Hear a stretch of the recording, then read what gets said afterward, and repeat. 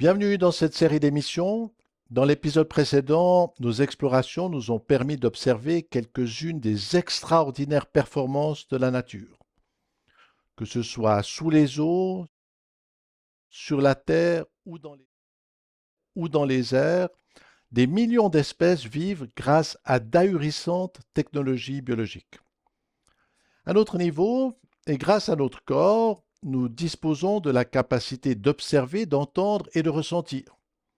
Tout cela, et notamment le fait de voir cette vidéo, nous semble naturel. Et pourtant, cette perception repose sur une immense chaîne de complexité. De fait, et comme l'illustre cette image, c'est à travers 5 types de sens que nous recevons des informations sur ce qui nous entoure.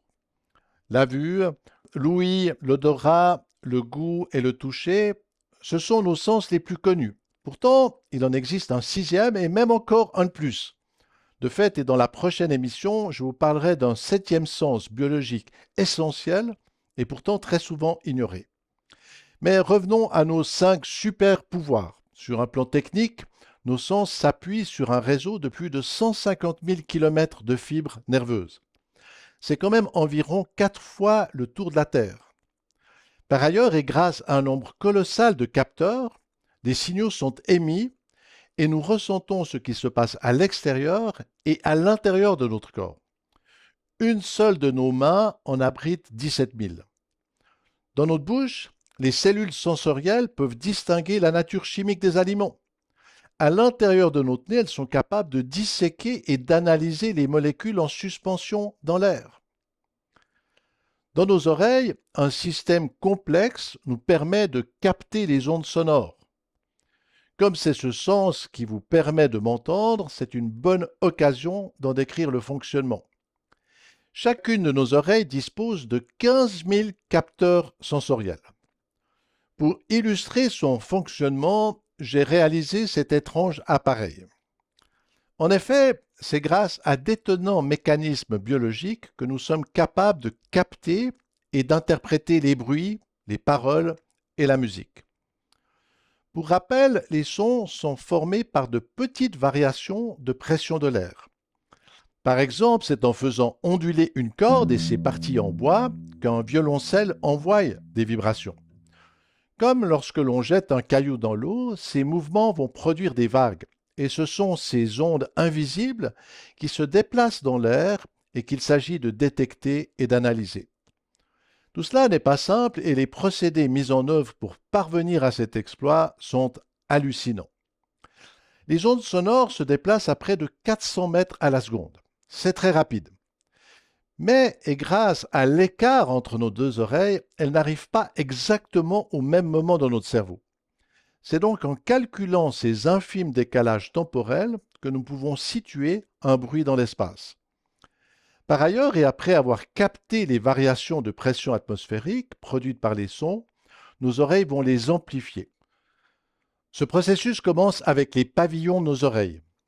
Grâce à leur forme et à leurs plis, ils nous permettent de situer l'angle vertical d'un son.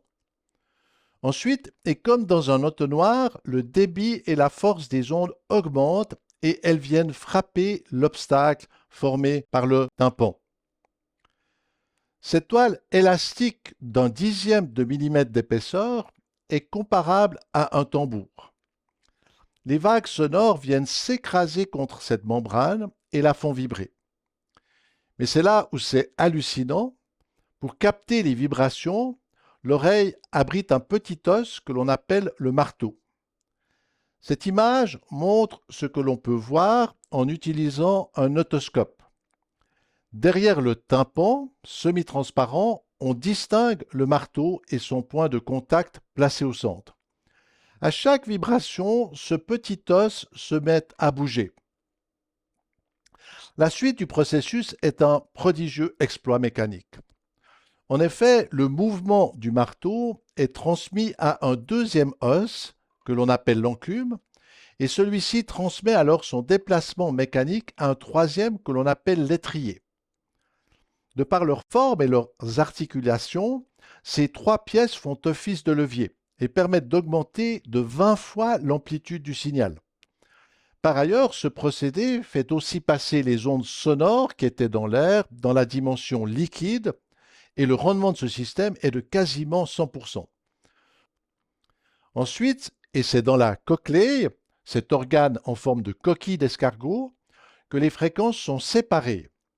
Pour cela, des capteurs en forme de cils convertissent les variations en signaux électriques. Ces données sont alors transmises au cerveau qui les interprète. Pour cela, et afin de nous permettre de comprendre les mots, les identités sonores sont comparées à très haute vitesse.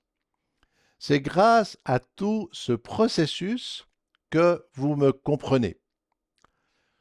Notons encore que c'est aussi grâce à de minuscules cristaux mobiles placés dans ces canaux et la cochlée que nous avons le sens de l'équilibre et que nous percevons les accélérations.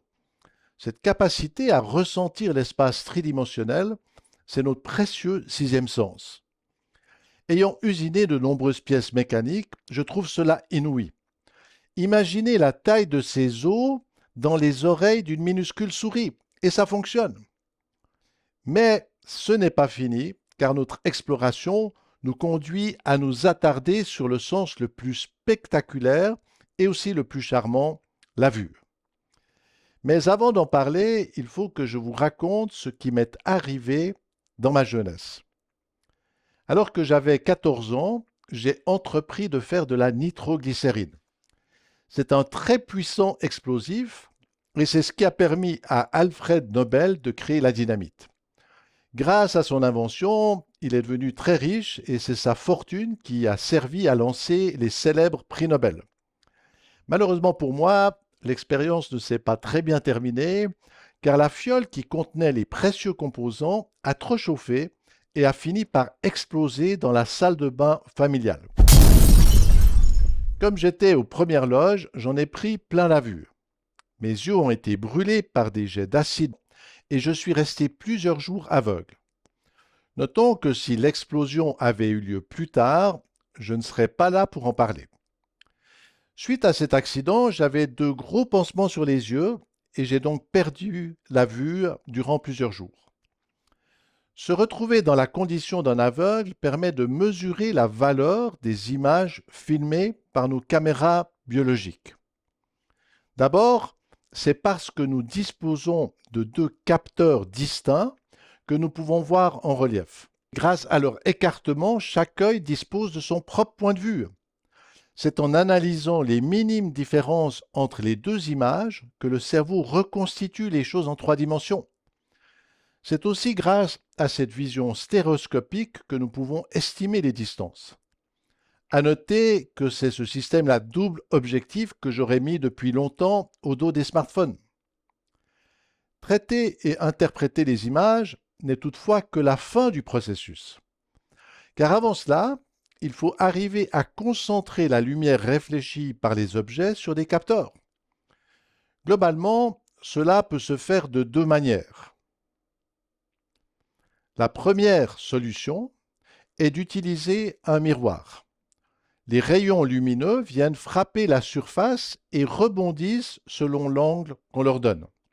Grâce à cette loi de la physique, en contrôlant la forme du miroir, on peut concentrer la lumière sur une zone. C'est notamment ce principe que l'on applique pour faire des télescopes.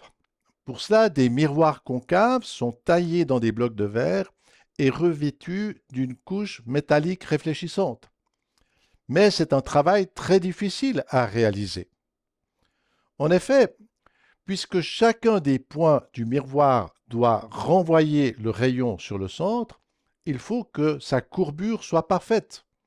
C'est notamment ce que définit cette équation mathématique de la parabole. Grâce à cette formule, les valeurs des angles peuvent concentrer la lumière sur un point central.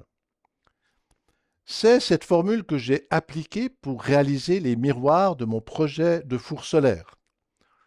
Dans ce concept, les 4 paraboles concentrent la lumière sur des axes en cuivre. Comme ce métal est un très bon conducteur thermique, la chaleur se transmet à une plaque de cuisson centrale. En raison de son design formé par ces 4 miroirs, je l'appelais le four papillon. Pratiquement, et pour faire le prototype, j'ai dû calculer et dessiner les formes. Ensuite, et après avoir découpé les gabarits, j'ai courbé les miroirs en tôle.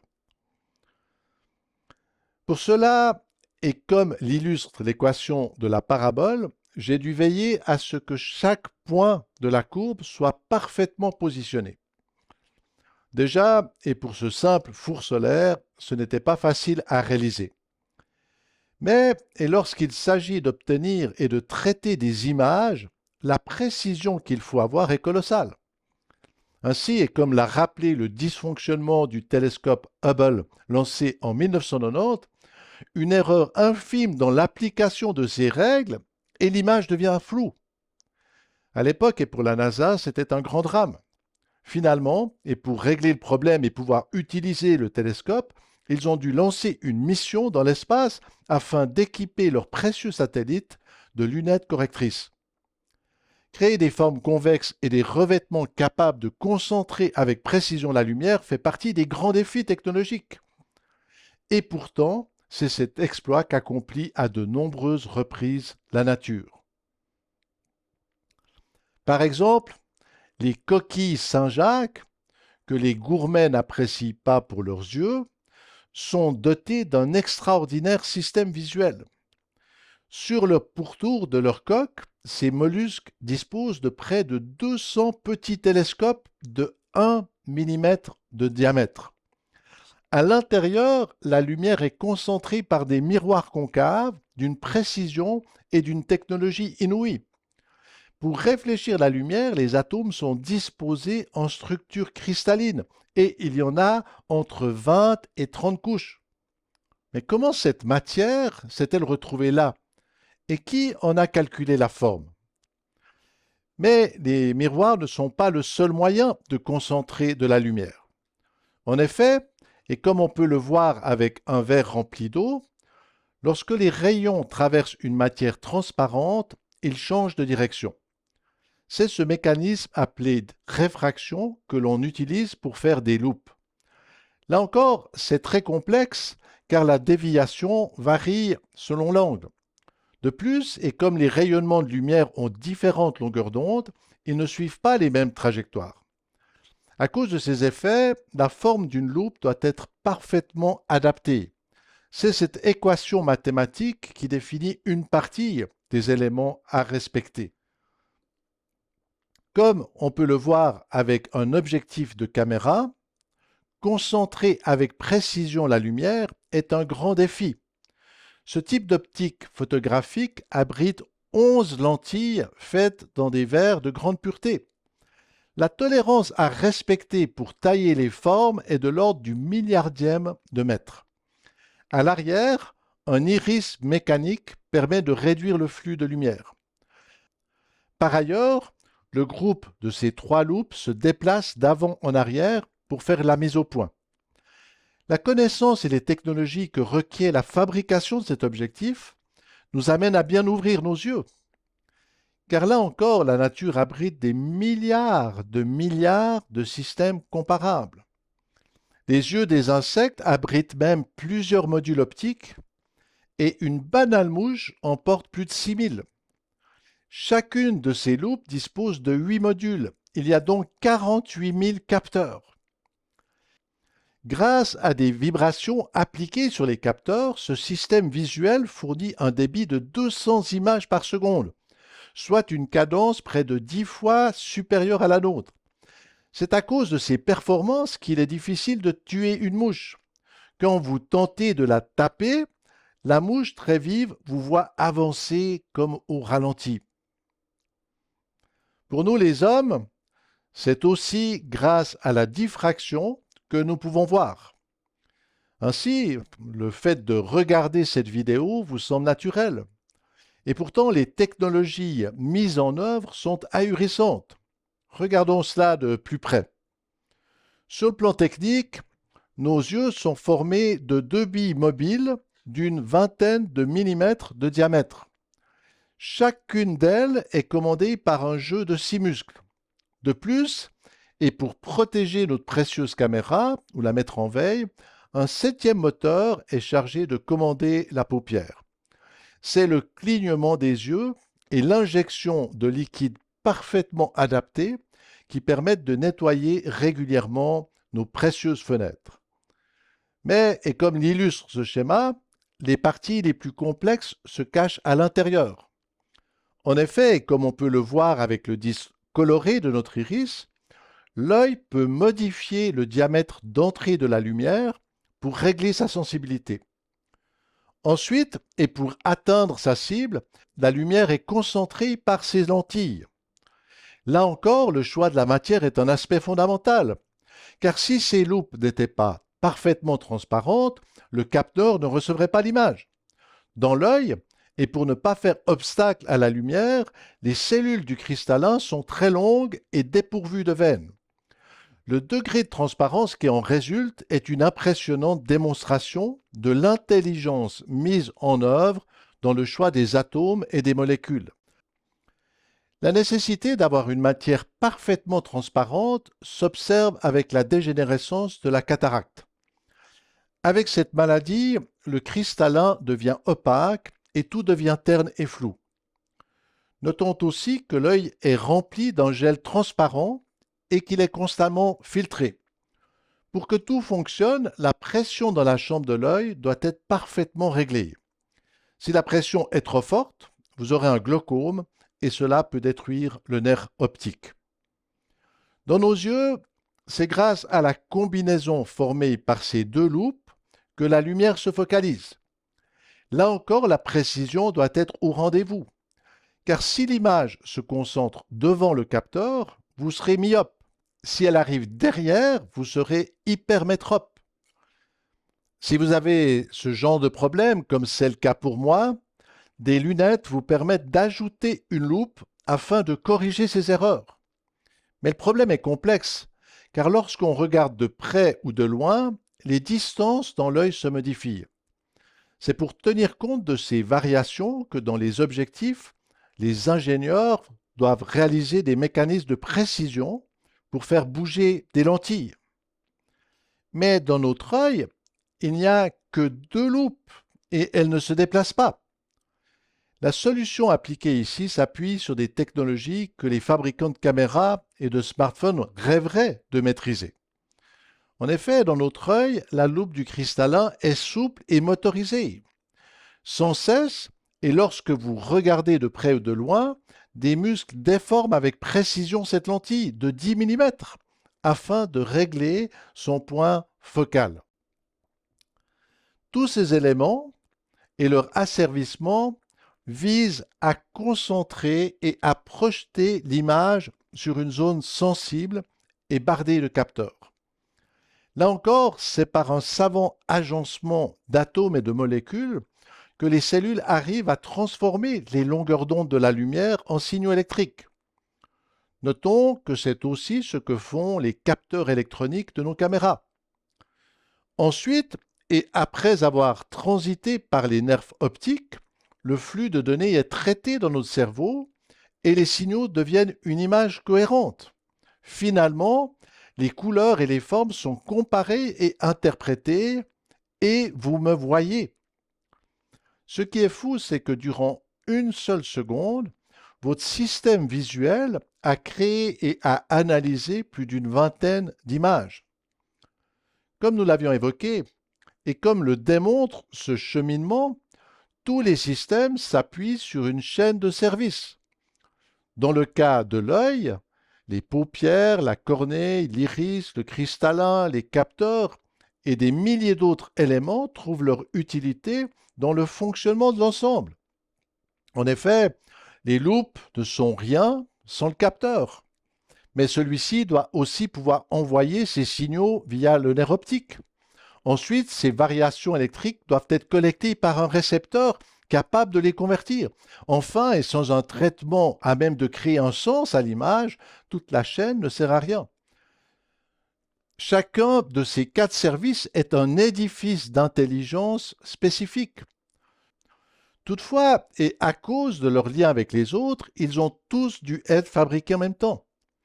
Cette obligation de créer en une fois cette chaîne de services démontre que cela ne peut pas se faire avec le hasard. En effet, aucune mutation accidentelle ne saurait générer d'un coup tous les étages du système visuel. D'une manière globale, et ce qui est fou, c'est que nos sens soient capables de détecter des éléments qui ne sont pas visibles. Par exemple, et cela peut surprendre, mais à la base, la lumière est noire. C'est uniquement parce que nous disposons de capteurs visuels que nous pouvons en percevoir une partie de ces rayonnements. Juste une partie. Et certains animaux sont capables de capter des longueurs d'onde que nous ne percevons pas. Ainsi, et grâce à leur capacité à détecter les infrarouges ou les ultraviolets, ils voient des réalités que l'on ignore. Je le répète parce que c'est surprenant, mais à la base, la lumière est totalement invisible. Mais alors, comment les organes ont-ils pu partir à sa conquête? Cette question s'applique aussi avec notre ouïe. En effet, les sons qui se déplacent dans l'air sont des vibrations invisibles. Mais alors comment un système qui ne pouvait en soupçonner l'existence a-t-il pu s'élaborer afin de les détecter? Ce type de conquête s'exprime aussi avec l'odorat. Grâce à de performants capteurs, nous pouvons définir la composition des molécules en suspension dans l'air. Mais ces minuscules amas d'atomes sont aussi invisibles. Certains animaux, comme les requins, sont capables de capter de minimes variations de champs électriques. D'autres, comme les oiseaux, peuvent s'orienter en tenant compte du champ magnétique de la Terre. Sans nos yeux, nous ne pourrions savoir que les rayonnements existent et peuvent servir à visualiser des objets. Sans l'ouïe, nous ne saurions pas que l'air vibre et peut transporter des messages invisibles. Sans l'odorat, il nous serait impossible d'imaginer que les molécules peuvent définir des odeurs. Sans le goût et le toucher, nous ne pourrions ressentir la nature des choses. Faut-il aussi rappeler que l'humanité a mis des millénaires avant de prendre conscience de l'existence des champs électriques et magnétiques. Mais alors, qu'est-ce qui a poussé les espèces à élaborer des technologies pour conquérir des espaces invisibles? Il y aurait évidemment encore des tonnes de choses à dire sur les facultés exceptionnelles de nos 5 ou 6 sens et de la complexité de leur technologie. Par ce qu'ils nous apportent, ils sont des cadeaux exceptionnels. Par conséquent, et avant de nous retrouver dans la 7e émission, mesurez le privilège qui vous est donné de voir, d'entendre, de sentir, de goûter et de ressentir. Que toutes ces sensations vous donnent d'apprécier les merveilles et les plaisirs de la vie. Alors à bientôt pour la suite.